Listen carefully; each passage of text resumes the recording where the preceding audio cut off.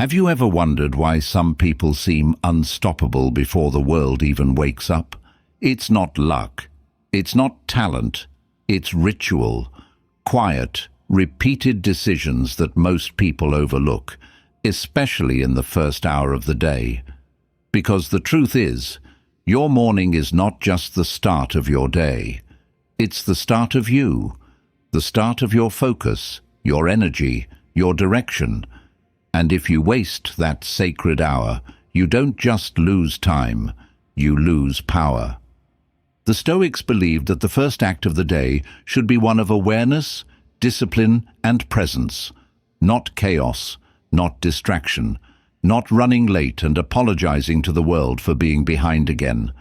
But most people live on autopilot, reaching for their phone before they reach for their own thoughts, reacting before choosing, consuming before creating, and then they wonder why they feel anxious, disconnected, or behind. But what if, starting tomorrow, everything changed? What if you stopped treating your morning like a throwaway routine and started treating it like a ritual of transformation? In this episode, I'll walk you through 10 simple but powerful morning shifts rooted in Stoicism, psychology, and timeless wisdom that can help you wake up energized, focused, and completely in control of your life. No fluff, no hype, just practical mastery, one morning at a time. Are you ready? 1. Your morning is the first domino. There's a truth we often ignore. How you begin your day is how you begin your life, over and over again. Every morning you stand at the edge of a decision. You can drift into it unconsciously, reacting to the noise, the stress, the rush, or you can step into it with clarity and control. That first hour, the way you rise, think, move, and behave, sets the emotional temperature for everything that follows. It's not just a routine, it's momentum, and momentum, once set in motion, becomes your greatest ally or your silent enemy. Mel Robbins said, "How you set your day up is how it ends up." Simple, director, and completely true. If you start your day with delay, your mind adopts hesitation as its default. If you start your day with chaos, your thoughts remain scattered. But if you begin with structure, presence, and intention, even in small doses, you begin to move like someone who is in charge of their reality. Marcus Aurelius, writing nearly 2,000 years ago, echoed this power. When you arise in the morning, think of what a privilege it is to be alive. Before the emails, before the world asks anything of you, you've already been given something priceless: time, breath, choice. And if you don't own those first moments, the world will. Imagine your morning as the first domino. Once it falls, everything else starts moving. But here's the secret. You choose the direction. You choose whether that domino tips you toward procrastination or productivity, towards anxiety or clarity, toward reaction or intention. That single moment, the first 10 minutes after waking, can define your mood, your focus, your decisions, and your self-perception. This doesn't mean your morning has to be perfect. It doesn't mean you need to meditate for an hour, journal for another, and run 10 miles. It simply means this: choose your first move with care, because it sets off a chain reaction. And if you start strong, even if the rest of your day goes sideways, you'll return to that strength. That's the power of the first domino. So tomorrow morning, before you check your phone, before you check the time, pause, breathe.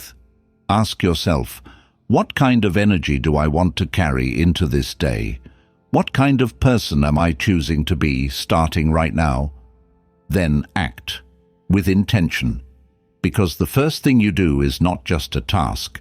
It's a message to your entire system. This is the kind of life I'm building. This is who I am becoming. 2. Get out of bed, No snoozing, no excuses. The alarm goes off, and in that moment, half asleep, half aware, you face one of the most important decisions of your day. Do I rise or do I retreat? It doesn't seem like a big deal. Just 5 more minutes, just one more snooze. But that small act of postponing your day is actually a psychological message. It says, I'm not ready. I don't want to face myself yet. And when that message repeats itself day after day, it becomes a habit of avoidance, not just of the morning, but of life itself. Hitting snooze isn't rest. It's a ritual of hesitation. It's the first compromise you make with your potential before the sun even rises. And over time, those little compromises erode your self-trust, because deep down, you know. Every time you delay getting up, you delay becoming the person you want to be. Rohn said it clearly. Discipline is the bridge between goals and accomplishment. That bridge is built one morning at a time. And the first plank? Getting out of bed when you said you would. No negotiation, no inner debate, no drama, just up.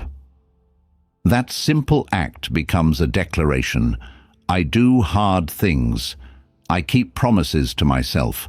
I show up, even when it's uncomfortable. And here's the deeper truth. The longer you linger between waking and rising, the more room you give fear, fatigue, and self-doubt to take hold. Your brain starts bargaining, your motivation slips, your momentum dies. But when you move quickly, when you rise without delay, you cut through resistance before it has a chance to speak. Alan Watts offers a beautiful counterbalance to this discipline. Stop measuring days by degree of productivity and start experiencing them by degree of presence. This isn't about rushing into work or grinding harder. It's about waking up with reverence, treating your time as something sacred, not disposable. You get one morning like this, one sunrise, one chance to step into the day with presence. Don't trade that for comfort. So here's the practice. When your alarm rings, sit up. Place your feet on the ground. Take one breath. And rise, not just physically, but mentally. You're not just getting out of bed. You're stepping into leadership over your own life. You're saying, I will not delay my becoming. Not today. And if you can win that first battle, if you can meet that first resistance with movement, the rest of your day begins to shift, because now you're not just awake, you're awake with purpose. 3. Make your bed. Start with completion. It's one of the most underestimated habits in the world, and yet it might be the one that transforms everything. Make your bed, not for your parents, not for Instagram, not even for cleanliness, but because the first thing you complete each morning shapes the way you face the world. It sounds trivial, almost laughably simple, but don't be fooled. This isn't about sheets or pillows, it's about identity. It's about training yourself to finish what you start, to take ownership of your environment, and by extension, your life.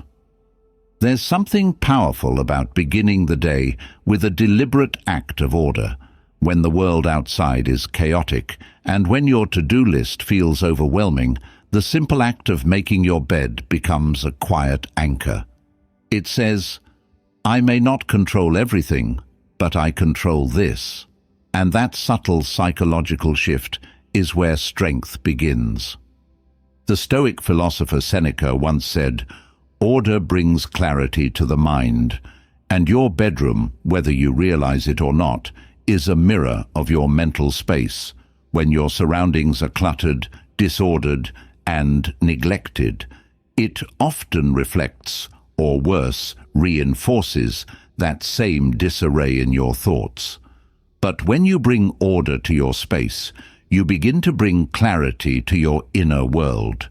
It's not just about visual neatness. It's about creating a sense of peace and direction before the noise of the day begins. Socrates, in his wisdom, reminded us that the beginning is the most important part of the work. We tend to think the beginning doesn't matter. We focus instead on the outcome, the big wins, the visible success. But the truth is, no great achievement begins with chaos. It begins with discipline, with rhythm, with small, almost invisible rituals repeated in silence. Think about it. When you wake up and immediately step over an unmade bed, your subconscious absorbs that signal, something's unfinished, and that energy follows you, from your kitchen to your inbox to your relationships. But if you wake up and the first thing you do is restore order, smooth the sheets, arrange the pillows, create a space that feels calm, you walk out with the subtle confidence of someone who has already completed something. You don't leave the room with chaos behind you. You leave it with control. That matters. And it's not just symbolic, it's neurological. Completing a task, even a simple one, gives your brain a small dopamine reward. That sense of achievement, however minor, boosts momentum. And momentum is everything. Because motivation doesn't create action. Action creates motivation. And the earlier you act with intention, the more likely you are to stay in motion throughout your day. Making your bed also sets a tone of self-respect. It says, "This space matters. I matter. I'm not living reactively. I'm building something, even in the smallest ways." You're not waiting to feel inspired. You're starting from discipline. And that changes everything. Some people say, "Why make it? I'm just going to get back in it." That's like saying, "Why clean my kitchen? I'm going to cook again tomorrow." It's not about whether the action will last. It's about whether you will last. Whether you're building habits that reinforce who you want to be. And that version of you, the strong one, the focused one, the calm one, doesn't wait for the world to be perfect. They start by managing what they can control. And when life feels like it's falling apart, sometimes making your bed is all you can do. But even then, especially then, it's enough. Because it's a statement. I'm still here. I'm still choosing order. I still believe I can create something better, one step at a time. So tomorrow morning, don't rush past it. Don't treat it like a chore. Treat it like a meditation, a training ground, a personal promise. Take a few quiet seconds to smooth the chaos into calm. Make it beautiful. Not for anyone else, for you. Because your environment reflects your standards, and your standards shape your destiny. And it all begins with the first thing you do. 4. Encourage yourself. High five in the mirror. How often do you meet yourself with encouragement instead of criticism? Most people begin their day by checking on everything outside of them, messages, news, opinions, tasks. But almost no one stops to check in with the one person they'll be spending the entire day with, themselves. And that neglect isn't harmless. It builds up over time, not as dramatic failure, but as quiet erosion. You begin to move through life detached from yourself. Your inner voice grows cold. The mirror becomes a place of judgment, not connection. But what if that changed? Mel Robbins introduced a powerful idea. Give yourself a high five in the mirror every morning. At first glance, it might seem silly, even awkward. But behind this simple gesture is a profound truth. You need your own encouragement more than anyone else's. When you high-five someone, you're telling them, "You're doing great, keep going, I believe in you." So why not offer that to yourself, especially at the start of your day? And this isn't just motivational fluff. There's neuroscience behind it. When you perform a positive gesture while looking at your reflection, your brain releases dopamine, not because of vanity, but because your body associates the gesture with support and success. Over time, that repetition rewires your default state from self-doubt to self-trust. Carl Jung said it best: "You are what you do, not what you say you'll do." Every morning when you look in the mirror, you're meeting the person who will either follow through or fall short. And instead of shaming that person, what if you empowered them? What if, before the world judged you, you greeted yourself with confidence? Most people go through their entire day seeking validation. They wait for a compliment, a like, a kind word, and if none comes, they carry emptiness. But when you start your morning by giving yourself that validation, no permission, no waiting, you become less dependent on external noise. You move through your day more anchored, less reactive, more grounded in your own worth. Mel Robbins puts it simply: you deserve a little moment of celebration just for showing up. And isn't that the truth? Life is hard. You're carrying things no one sees, fighting battles no one applauds you for, and yet, here you are, waking up, trying again. That deserves recognition, even if it's just from the reflection in the mirror. So tomorrow, try this. After you make your bed and before you touch your phone, walk to the mirror, stand tall, look yourself in the eye, and give yourself a high five, not with sarcasm, not with shame, but with sincerity. Let it feel strange. Let it feel vulnerable. That's how you know it matters. Because that mirror is not just glass, it's a gateway. And the way you greet yourself through it can change everything about how you walk through the day ahead. You don't need perfect self-esteem. You just need to stop being your own enemy. You need to meet yourself like someone worth rooting for. Because you are. And if you can start your day by encouraging yourself, even a little, you'll notice something powerful. You'll stop needing the world to do it for you. 5. Don't touch your phone. Protect your energy. What's the first thing your hands reach for each morning? For most people, it's not water. It's not their breath. It's not even their own thoughts. It's their phone, that glowing portal to the noise of the world. Before their feet touch the floor, they've already opened the gates to messages, notifications, opinions, and other people's urgency. But here's the truth. No one tells you. Every time you check your phone first thing in the morning, you are giving away your mind before you've even claimed it. You were not made to wake up and immediately react. Your nervous system isn't built for it. The moment you unlock your screen, your body shifts into response mode. Your dopamine levels spike. Your attention scatters. And without even realizing it, your morning, the most sacred, quiet, powerful part of your day, is hijacked. Epictetus reminds us, freedom is the only worthy goal. It is won by disregarding things beyond your control.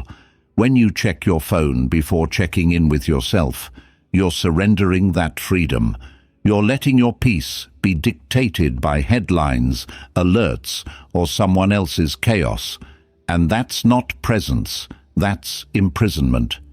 There's a reason ancient wisdom always begins with silence, with stillness, with breath.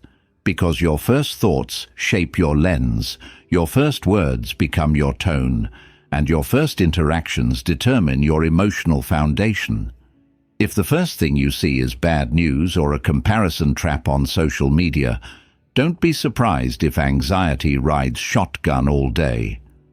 Lao Tzu said it with piercing clarity. Care about what other people think, and you will always be their prisoner. But this doesn't just apply to ego, it applies to attention. If your first act every morning is to scroll, to compare, to consume, to chase. You've already placed your energy in other people's hands.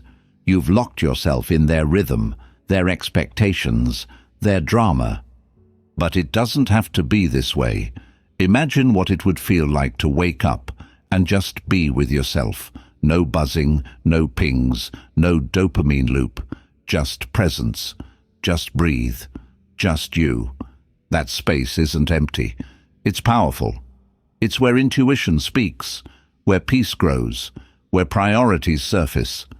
The more you protect that space, the more resilient and focused you become throughout the day. So here's the practice. Put your phone in another room at night, or at the very least, don't keep it within arm's reach. When you wake up, sit in stillness for just 2 minutes. Drink water, breathe, stretch, make your bed, look out the window, say something kind to yourself. And then, if you truly need to, check your phone, not as a reflex, but as a choice. This boundary might seem small, but it changes everything, because it teaches you that your attention is sacred, that your energy is not for sale, and that you are not a machine built to consume. You are a human being, built to create, to feel, to move with purpose. Remember, your phone can wait, but your mind, your life, cannot. 6. Move your body and mind for 10 minutes.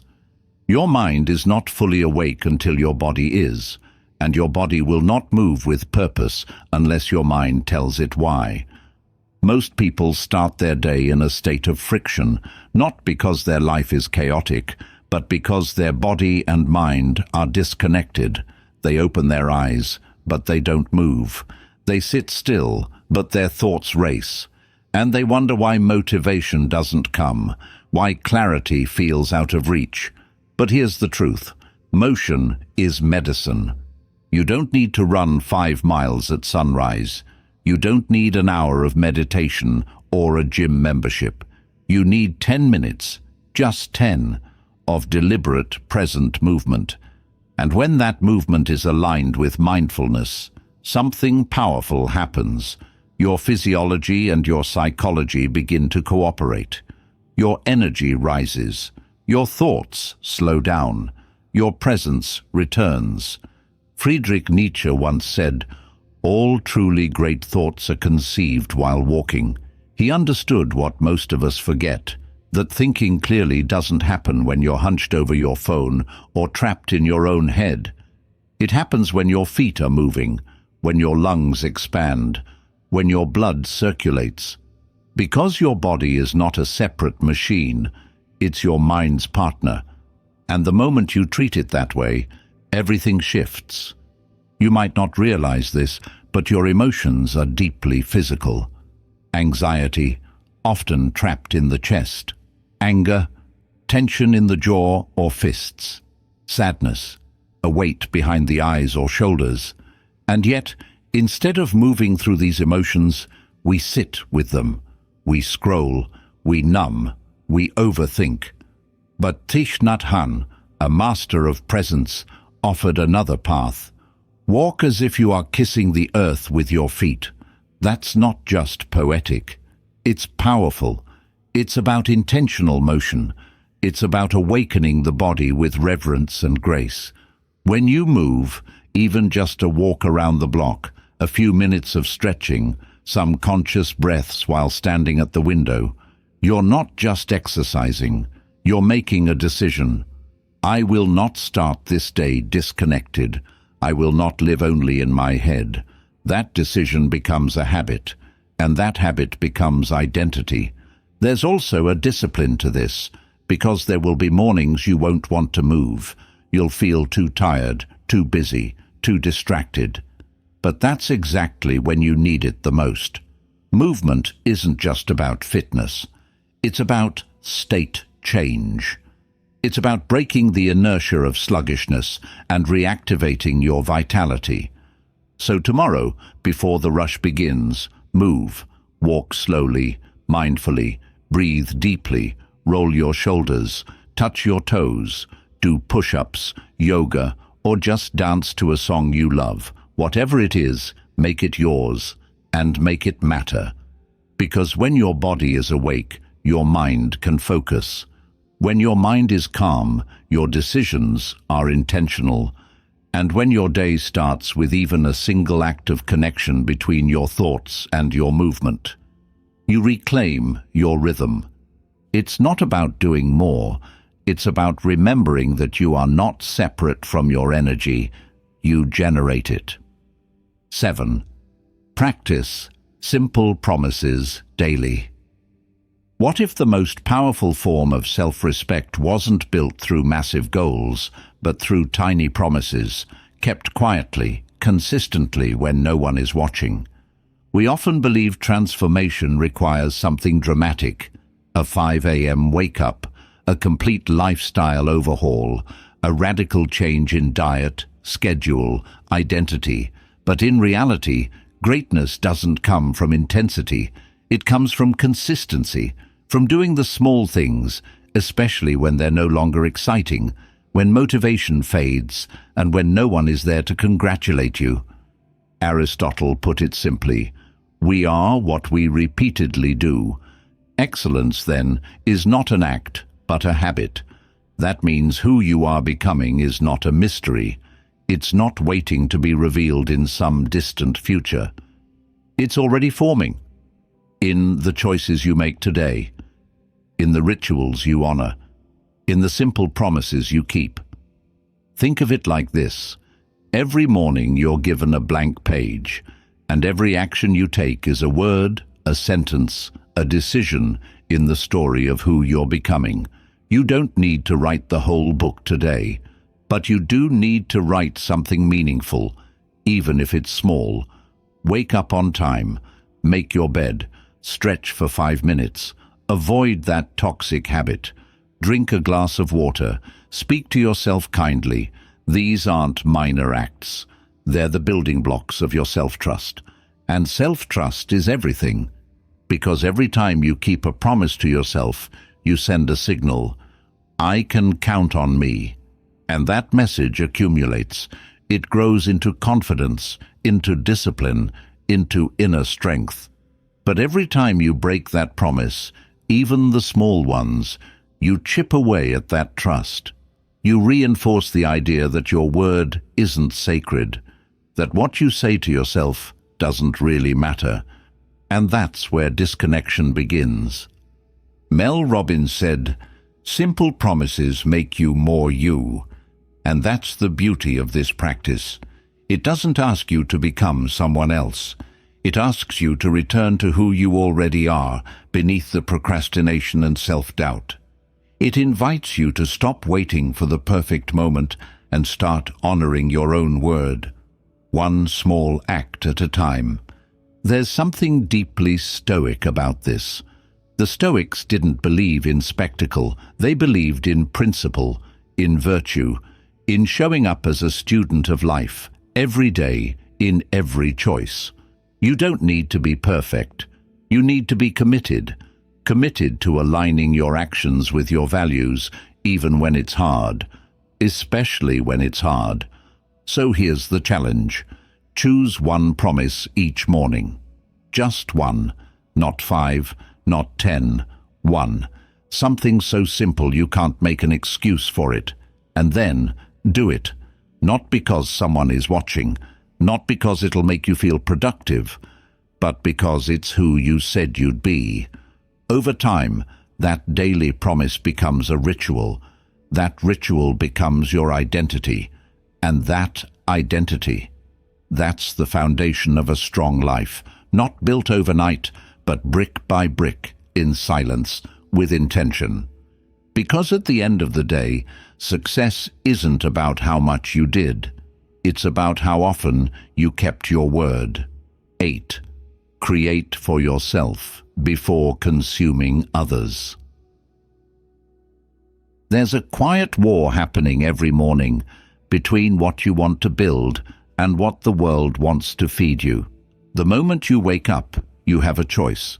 Do you begin the day by creating something for yourself? A thought, a plan, a moment of clarity? Or do you immediately hand over your attention to someone else's voice, someone else's urgency, someone else's life? Most people consume before they create. They scroll before they reflect. They check emails before they check in with themselves. And slowly, almost invisibly, they begin to live in reaction.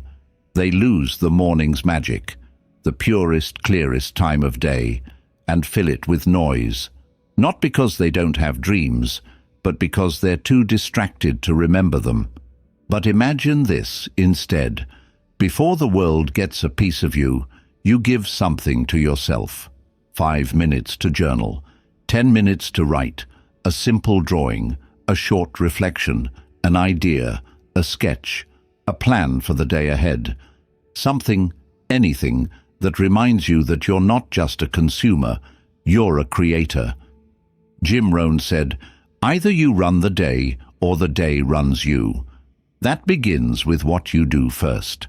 The world is constantly trying to pull your attention outward, but greatness, purpose, clarity, they're born inward first.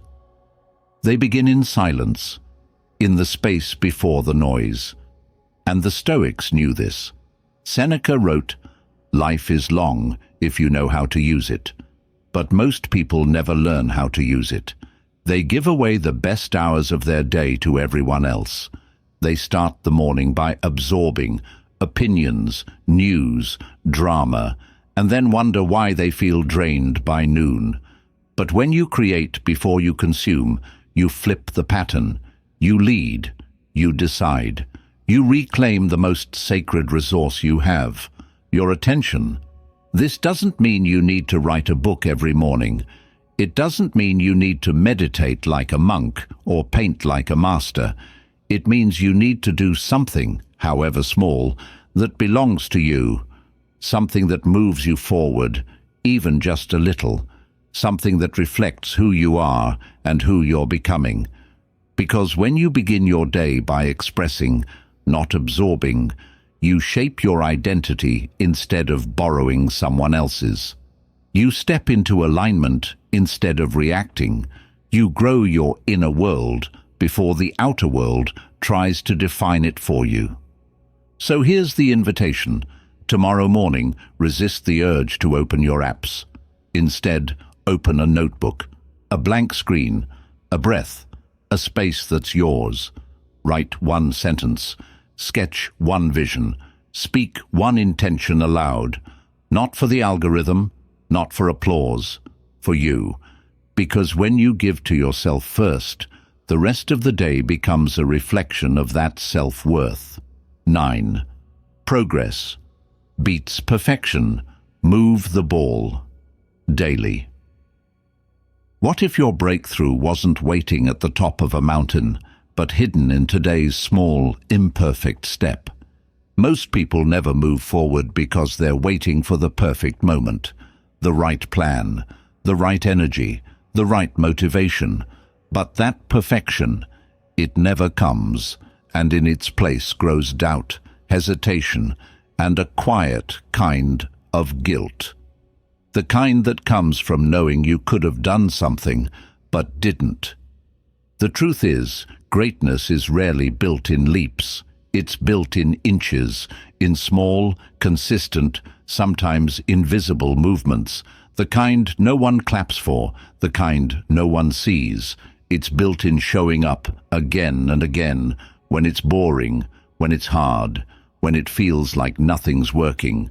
Because momentum is more powerful than motivation, and progress, no matter how small, is always more valuable than perfect planning without action. The research backs this up. A study from Harvard Business School identified the progress principle. The single biggest driver of motivation and satisfaction in work and life is not massive success. It's daily progress on meaningful goals. Not arrival, not applause, not recognition, just movement.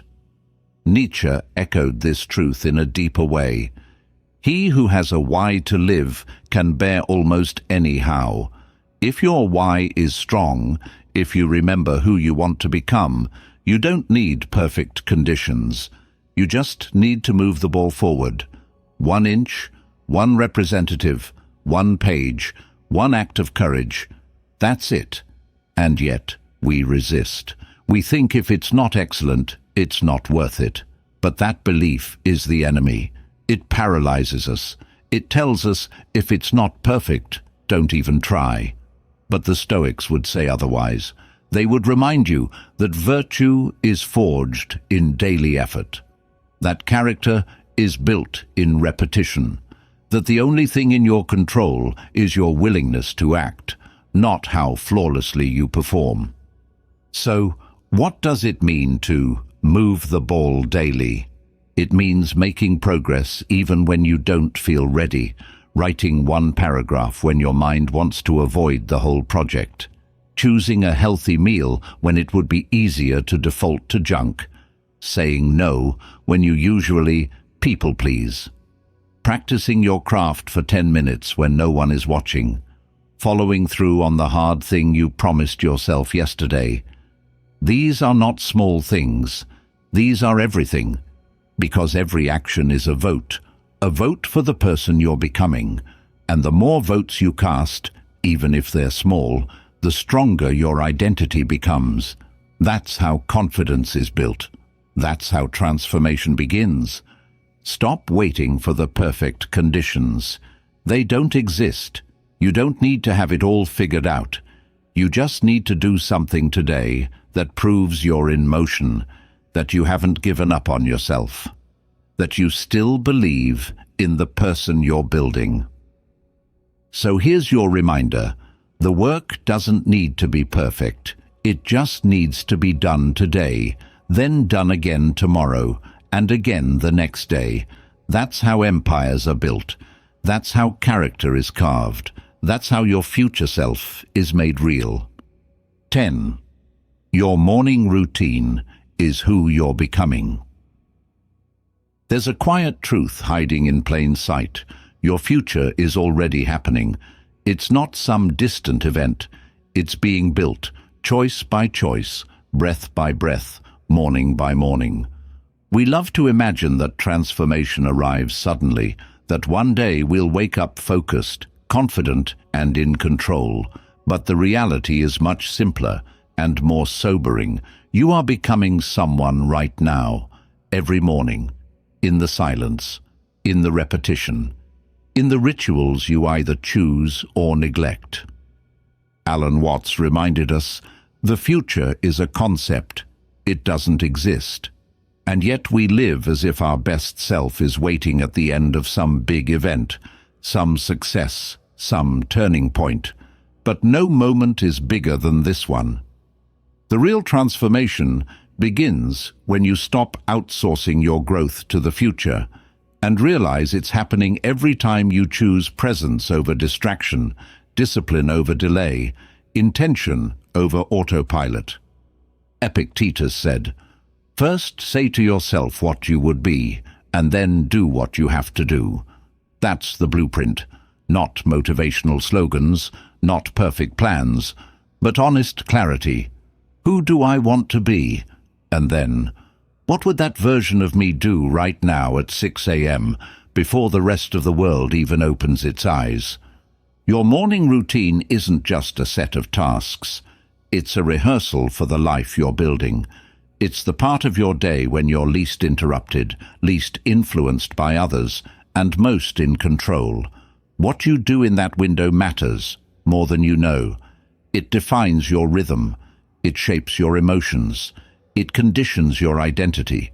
You either start as the leader of your day, or you start as its victim. There's no neutral ground.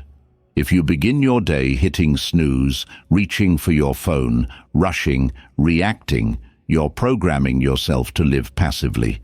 But if you begin your day with even the smallest act of clarity, movement, reflection, or creation, you are programming yourself to lead, not with noise, with consistency. And the most powerful part? No one needs to see it. You don't need to post it, share it, or prove it. You just need to live it, quietly, repeatedly. Because the version of you that feels confident, clear, and capable doesn't arrive by chance. They're built through habit, through repetition, through mornings. So here's the final question. What kind of person are you becoming at sunrise? Are you rushing through life half awake, pulled by everyone else's demands? Or are you anchoring into yourself, choosing discipline, presence, and direction before the world even knocks? The answer isn't found in your words. It's found in your routine. And the beauty of it is this: you don't need to wait for permission. You don't need to have it all together. You just need to begin tomorrow morning on purpose. Because the person you want to become is not somewhere far away. They're on the other side of the next step you take. So now you know the truth. Your life doesn't change in some distant future. It changes tomorrow morning, in the dark, in the silence, in the small decisions no one else sees. That's where strength is born. In making your bed when no one's watching. In rising with discipline when comfort tells you to stay. In encouraging yourself before anyone else does. In choosing your breath over your screen, your peace over your pace, your focus over your fear. You don't need a perfect plan. You need a consistent beginning. Because if your morning is full of intention, your day will follow. And when your days align, your weeks begin to shift. Your habits sharpen, your identity strengthens. Your life, slowly, quietly, powerfully, begins to reflect the person you always knew you could be. This isn't about perfection. It's about alignment. It's about becoming someone whose actions match their vision, whose first hour of the day becomes a sacred contract with their future self, a daily reminder. I am not drifting. I am choosing. I am becoming. So tomorrow, don't just wake up. Rise. Don't just react. Lead. Don't just plan the life you want. Live it. One morning at a time. If this episode helped you see your routine in a new light, subscribe. Share it with someone who's ready to rise with intention, and let us know in the comments. What's the first promise you'll keep tomorrow morning?